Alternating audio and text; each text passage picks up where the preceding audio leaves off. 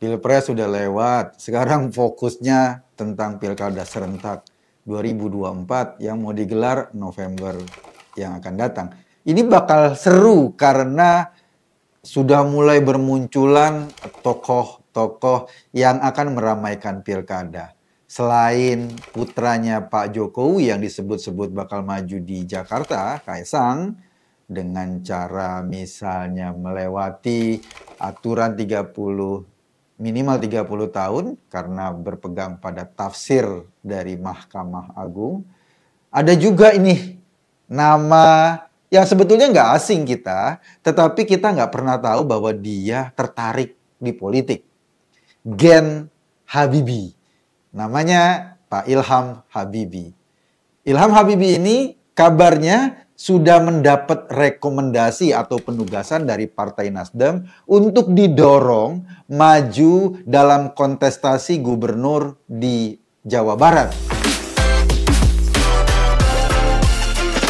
Saya nggak tahu kenapa kok tokoh yang kita kenal mengikuti jejak ayahnya sebagai intelektual, sebagai orang yang punya kemampuan atau pakar di bidang dirgantara, industri pesawat terbang, sekarang kok tiba-tiba tertarik ke politik.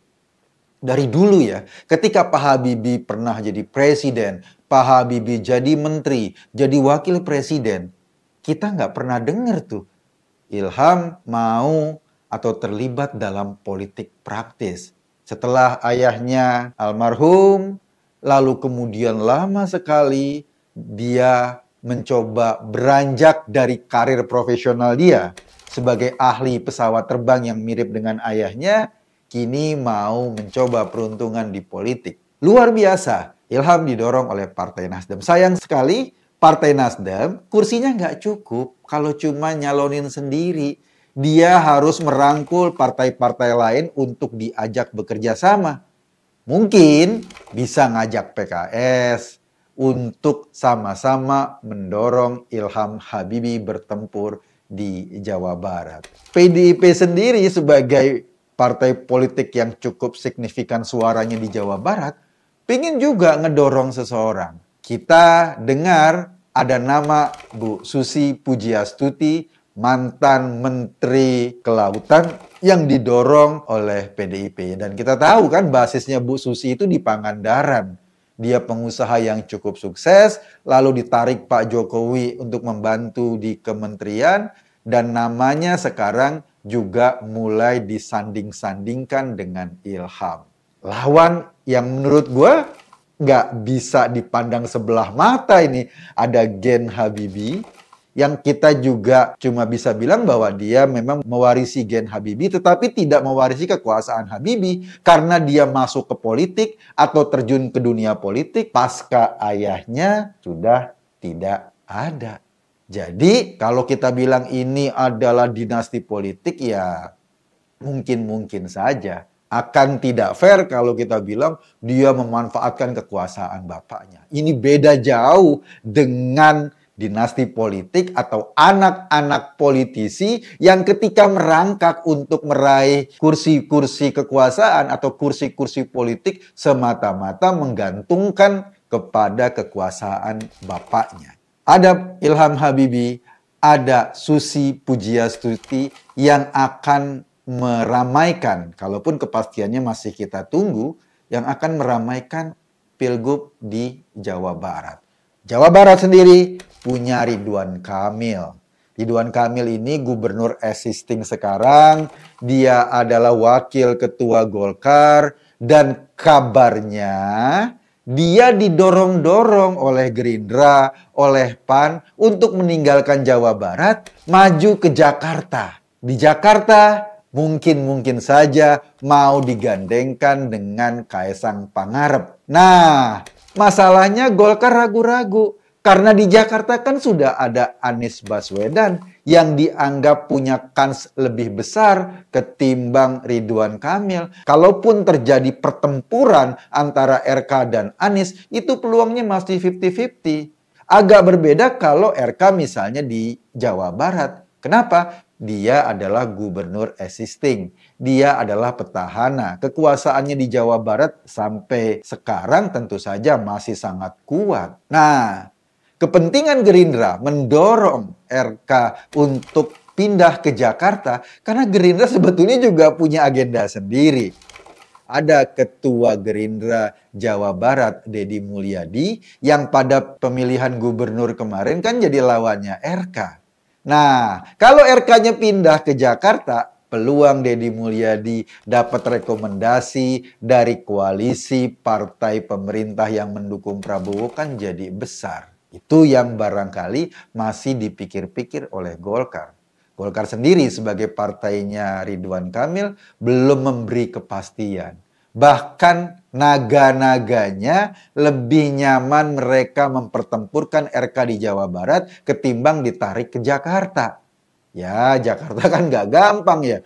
Bansos dan segala macamnya mungkin tidak bisa bekerja maksimal untuk meraih suara. Beda mungkin dengan di daerah-daerah lain. Karena Jakarta adalah kota besar, penduduk kelas menengahnya lumayan kuat dan tidak gampang misalnya pemilih dipengaruhi oleh bansos dan lain-lain.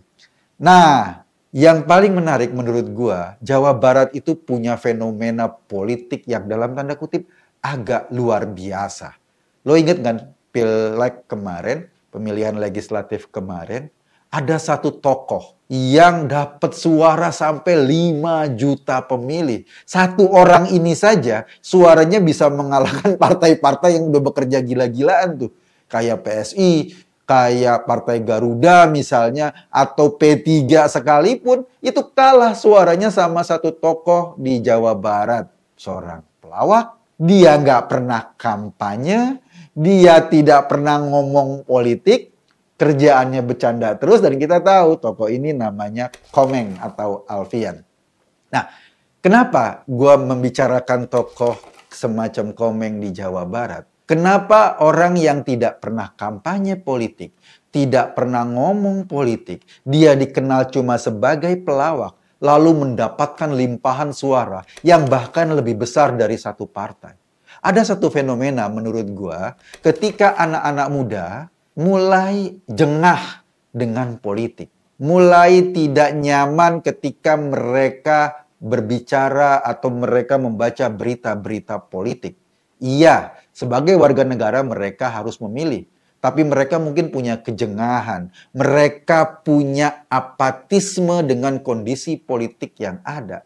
Sehingga apatisme dan kejengahan itu lalu disalurkan dalam sebuah kontestasi politik memilih orang yang tidak teridentifikasi sebagai tokoh politik dalam sebuah ajang politik. Nah, ini fenomena yang menarik. Ketika Ilham Habibie masuk dalam bursa calon di Jawa Barat, kita tidak tahu sebelumnya atau persepsi kita tentang Ilham Habibie itu sama sekali jauh dari politik. Yang paling kenceng persepsinya adalah dia seorang teknokrat atau dia seorang profesional, dia seorang ahli dalam bidang kedirgantaraan, ahli pesawat terbang, lulusan Jerman, PhD yang fokus untuk teknologi pesawat terbang, dan karirnya misalnya di Indonesia juga banyak dihabiskan di industri pesawat terbang. Dia pernah menjadi direktur PT Dirgantara Indonesia.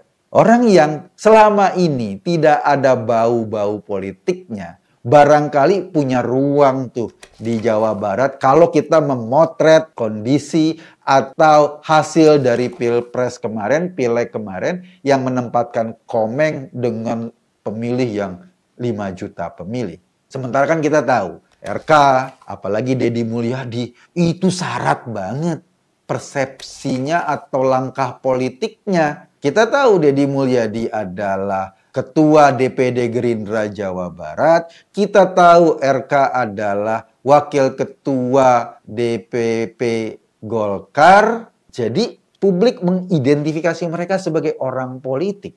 Apakah misalnya Ilham Habibie, Susi Pujiastuti yang tidak diidentifikasi sebelumnya sebagai orang yang murni politik, itu bisa mengulang lagi fenomena Komeng di Jawa Barat? Nah, ini tentu saja penting untuk kita cermati. Kira-kira pilihan-pilihan publik ini masih sama nggak sih? Kecenderungan emosinya, kecenderungan pilihannya masih sama nggak sih? Kalau misalnya peluang terhadap Ilham Habibie itu ternyata bisa mengalahkan tokoh-tokoh kuat kayak Ridwan Kamil atau Deddy Mulyadi, rasa-rasanya semua politisi ini penting untuk mengevaluasi diri. Kenapa?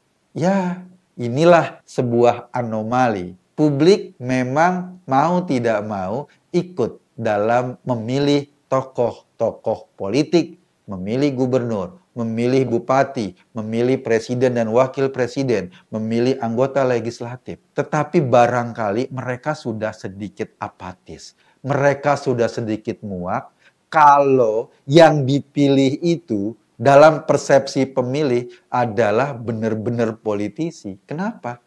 Politisi itu ya kita tahulah begitu keadaannya. Apalagi di Indonesia, hari ini ngomong A, ntar sore udah ngomong B. Hari ini ngomong C, besok pagi sudah ngomong D. Nggak ada yang bisa dipegang buntutnya. Kita akan menyaksikan pertempuran seru di Jawa Barat dan apakah fenomena pemilihan legislatif kemarin bisa terjadi lagi. Mas Ilham Habibie, selamat datang di keseruan Pilkada Jawa Barat. Pasti pilkadanya luar biasa, mewakili provinsi dengan pemilih terbesar. Dan kita berharap ada semangat Pak Habibie yang dibawa untuk masyarakat Jawa Barat.